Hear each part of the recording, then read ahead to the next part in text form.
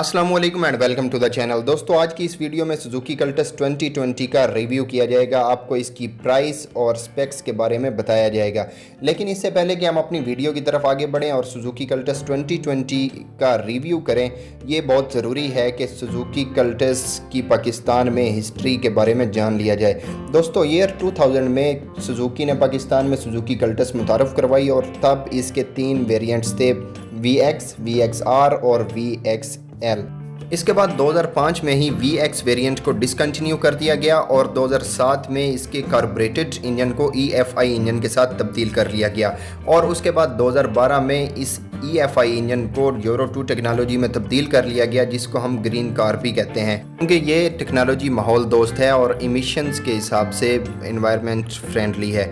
दोस्तों इसके बाद 2017 के स्टार्ट में इस गाड़ी के डिसकंटिन्यूएशन की अनाउंसमेंट कर दी गई और उसके साथ ही 1-2 महीने के बाद पूरी दुनिया में लॉन्च होने वाली सुजुकी सेलेरियो को पाकिस्तान में सुजुकी कल्टस के नाम से लॉन्च कर दिया गया।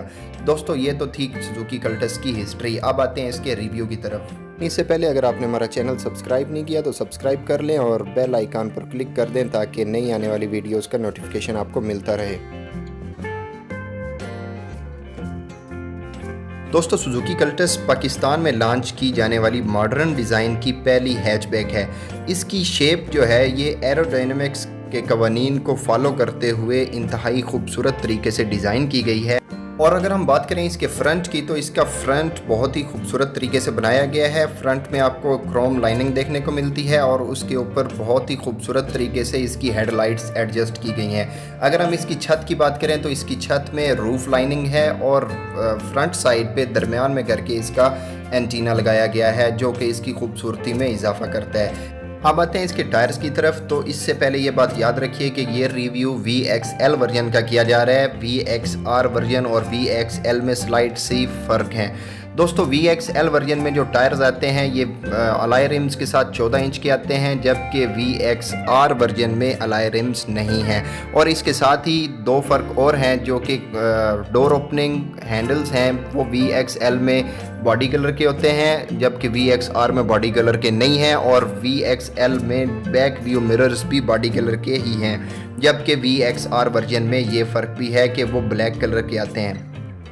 एक और चीज़ जो इसको लोकली असेंबल्ड हैचबैक्स से मुख्तलिफ बनाती है वो है इसमें फॉग लैंप्स। जी हाँ, जो VXL वेरिएंट है उसमें फॉग लैंप्स भी दिए गए हैं, जो कि VXR में नहीं है। और अगर हम बात करें बैक लाइट्स की तो क्रिस्टल बैक लाइट्स बहुत ही खूबसूरत तरीके से वाज़े अंदाज में लगाई गई हैं। और इसके अलावा आपको हाई माउंटेड ब्रेक लैंप मिलता है, जो कि छत के बिल्कुल करीब है।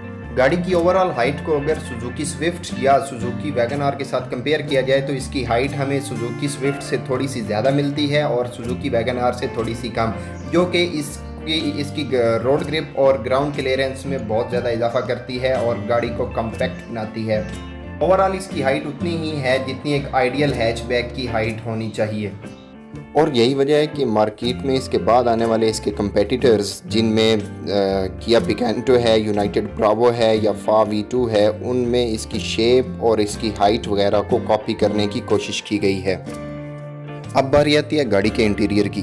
तो गाड़ी के इंटीरियर में एंटर होने के लिए जो की है तो उसके बारे में पहले बताता चलूँ कि इसमें कीलेस एंट्री है, जिसमें आपको ट्रंक ओपनर का बटन भी मिलता है और पैनिक कंट्रोल बटन भी मिलता है और साथ में लॉक अनलॉक वाला बटन भी मौजूद है। इस गाड़ी की एक खसूसियत ये है कि अगर आप अनलॉक वाला बटन एक दफ़ा दबाते हैं तो सिर्फ ड्राइवर डोर ओपन होता है और अगर आप उसको दूसरी दफ़ा दबाते हैं तो पूरी गाड़ी ओपन हो जाती है। ये इसको बाकी कीलेस एंट्री वाली गाड़ियों से अलग बनाती है।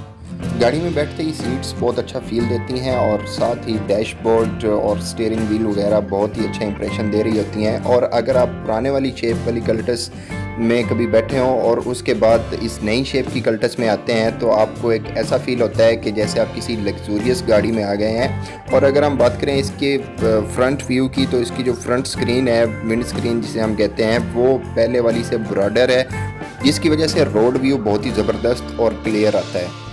अगर हम डैशबोर्ड की खूबसूरती की बात करें तो ये डबल टोन डैशबोर्ड है, जिसमें ग्रे कलर का डैशबोर्ड है और उसके ऊपर सिल्वर लाइनिंग है AC वेंट्स के ऊपर और हेड यूनिट के इर्द गिर्द, जो कि इसकी खूबसूरती में बेइंतहा इजाफा करता है। और इसके बाद बारी आती है हेड यूनिट की। तो इसमें क्लेरियन का हेड यूनिट आता है जिसमें aux cable connectivity, USB connectivity, Bluetooth और CD प्लेयर वगैरह सारा कुछ है जो कि इसके मीडिया को कंट्रोल करता है। और उसके साथ ही नीचे मैनुअल AC के बटन्स आते हैं जो कि क्लाइमेट कंट्रोल के लिए यूज़ होते हैं और ये मैनुअल हैं, डिजिटल नहीं है। इसी के ऊपर बिल्कुल सेंटर में 2 AC वेंट्स आती हैं और इसके अलावा 2 AC वेंट्स साइडों पर हैं, एक ड्राइवर वाली साइड पे, एक पैसेंजर वाली साइड पे।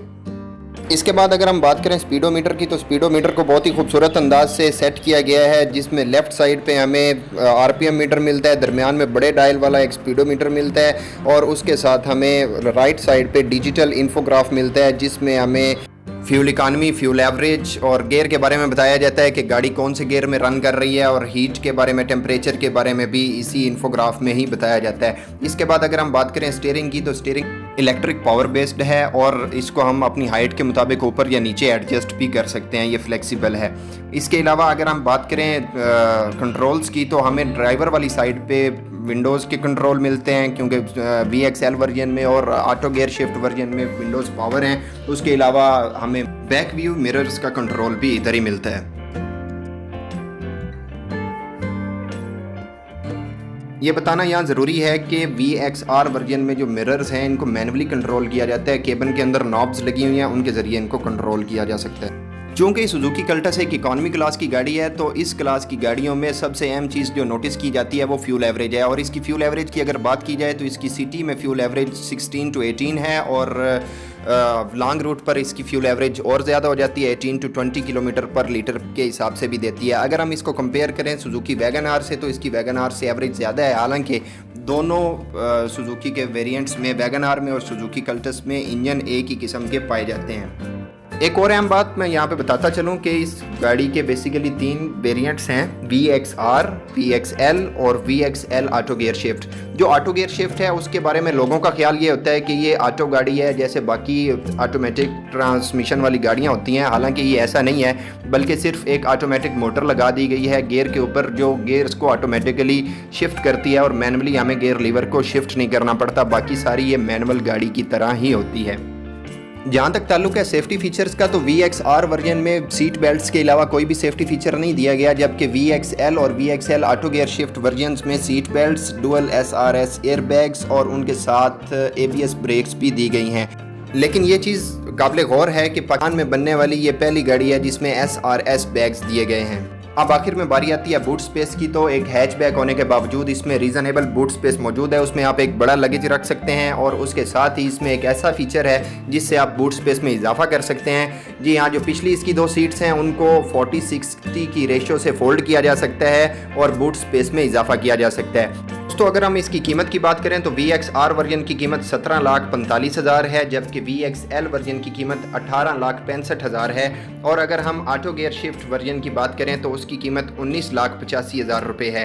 दोस्तों याद रहे कि इन कीमतों में विद होल्डिंग टैक्स शामिल नहीं है। अगर आपको वीडियो पसंद आई हो तो इसको लाइक करें, शेयर करें और हमारे चैनल को सब्सक्राइब करना मत भूलिएगा। शुक्रिया।